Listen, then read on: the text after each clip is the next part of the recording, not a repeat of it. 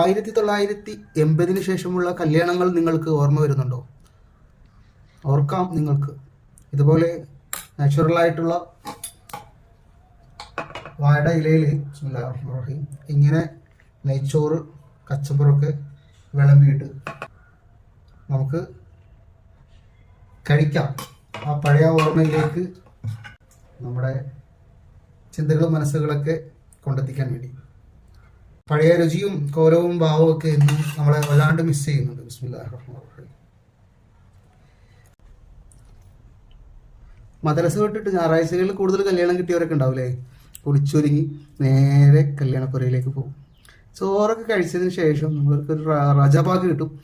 റോജാപ്പാക്കും കഴിച്ച് നേരെ കാറ്റ് കൊള്ളാനൊക്കെ ആയിട്ട് പാടങ്ങളിലും പുഴയരികത്തും കടപ്പുറത്തൊക്കെ പോയിരുന്ന് കഥ പറയുന്ന, സിഗരറ്റ് വലിക്കുന്ന ഒത്തിരി പേരുണ്ടാവില്ലേ? ഒരു വൈബാണ് മക്കളെ. ഇപ്പോൾ ഈ വാഴയുടെ ഏരിയയിൽ കച്ചമ്പറൊക്കെ കൂട്ടി കുറച്ച് ഇഞ്ചിപ്പുളിയും അച്ചാറും ഒരു പൈനാപ്പിളിൻ്റെ ഷോർട്ടേജ് ഉണ്ട്.